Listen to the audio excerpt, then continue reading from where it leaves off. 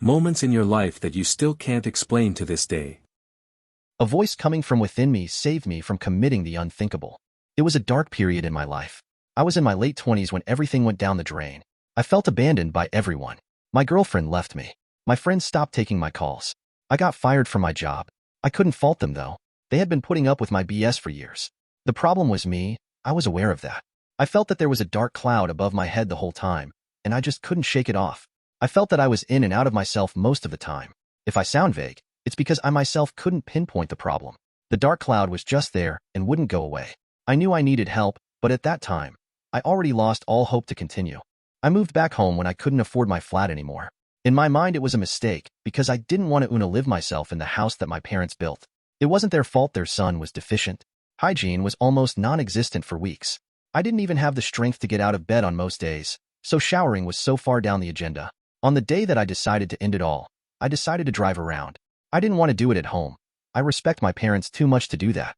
As I got in my car and was about to start it, I was startled to hear someone shout my name suddenly. It wasn't that someone called my name that was disconcerting. It was that the voice came from me. I stayed frozen and saw my reflection in the mirror telling me off for thinking of ending it all. It was me. I was the one talking, but it wasn't me. It was telling me to hang on, that it was going to be taken care of. That was the last time I remember. I woke up hours later feeling clean physically. My room was also in some semblance of clean, like it was tidied by a child who just learned how to clean their room. I was alone at home at that time, so I was sure it wasn't my parents. That was a few years ago. I obviously did not go through with my plan. I slowly, very slowly, got back on my feet. It wasn't smooth sailing, and there were times I thought I was regressing. I finally followed my parents' advice and went to a professional. I have been dealing with it and talking about it. It helps. The cloud is still over my head, but it's not as dark as before. It is not entirely clear and it's always there, but I can live with it now. I still can't explain who talked to me that day. It was within me, but it wasn't me. That I know for sure. We were saved by a mysterious child when an intruder entered our house. We moved to another town when I was around 9. It was just me, my mom and my younger sister. She was only 6 at that time. The house we moved to was old but well kept. I remember it having a lot of issues, just small ones like leaky faucet, faulty electricals, and squeaky floors. My mom had a job that demanded long hours. She often left us with a babysitter at night. I remember my sister telling our mom about this girl who befriended her. My mom absently thought the girl was just me. I had a vague understanding of what an imaginary friend was, and I knew my sister's friend was not real. It was a new-to-us neighborhood and it wasn't an easy adjustment for all of us. It wasn't exactly a rough town, but it wasn't the safe suburban area that we were used to as well. My sister was pretty chilled, however, given that she's still young and didn't have to deal with new school and all. She was also busy playing by herself or with this friend she called Mary. Our mom was at work, as per usual, one night, while the babysitter was downstairs after she tucked us in bed. My sister and I share a room. I was asleep when my sister woke me up, her voice low, asking me to wake up and follow us. I didn't know what was happening, but something in her voice told me it was urgent.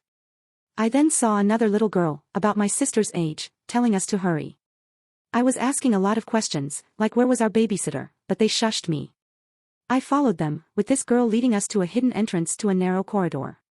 I had never been there, but it was clear that my sister had because some of her toys were there. The girl, whom my sister called Mary, told us to stay there and be quiet while we wait for the strange men to leave. I wasn't aware of what was happening until I heard voices from the other side of the wall. They seemed to have been looking for us. We stayed there for what seemed to be hours while the men outside ripped through our things. Mary didn't stay with us, just telling us to be quiet before closing the door on us. My mom found us later when we appeared from the entrance, completely unharmed. The babysitter called 911 after she was stabbed.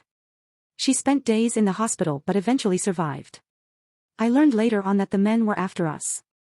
I'm not sure about the details, but it had something to do with my mom's work as a lawyer.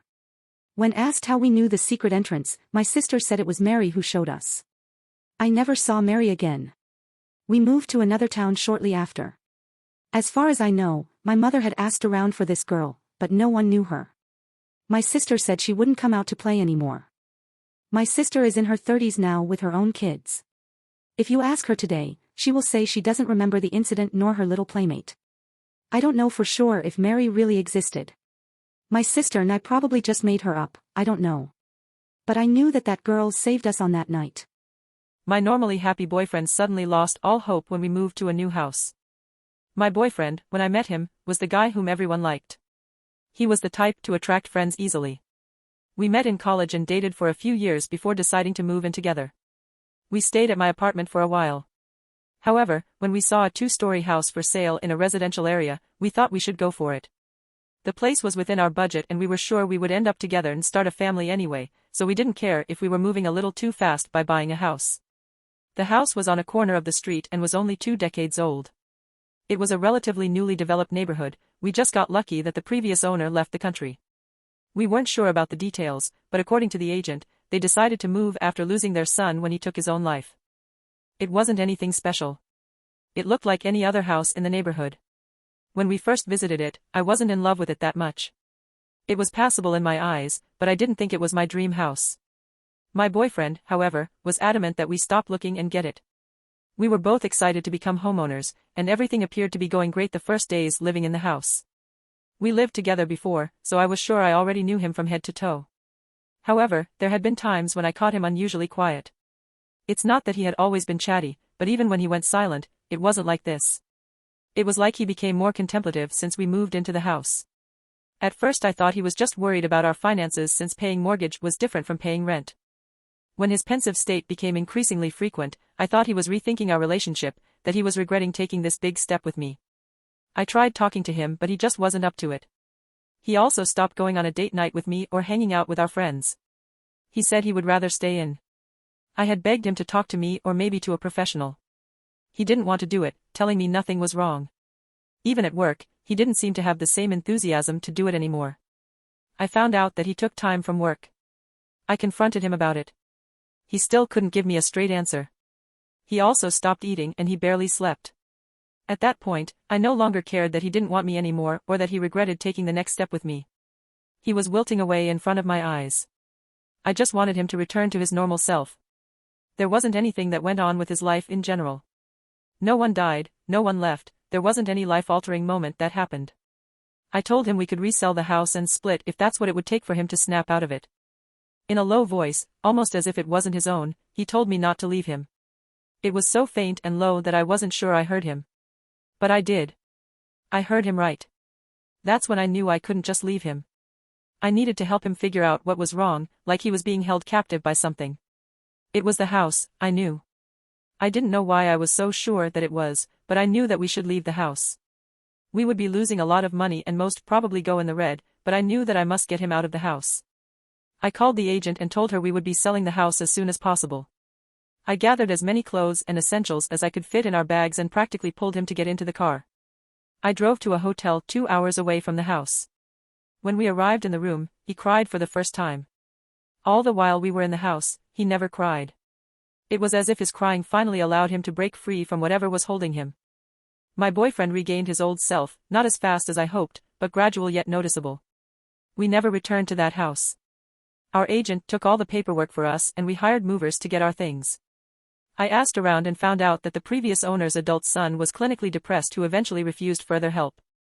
If you liked the story, please give it a thumbs up. Share the video and subscribe for more. Click the bell icon so you don't miss out on new videos. Thank you very much.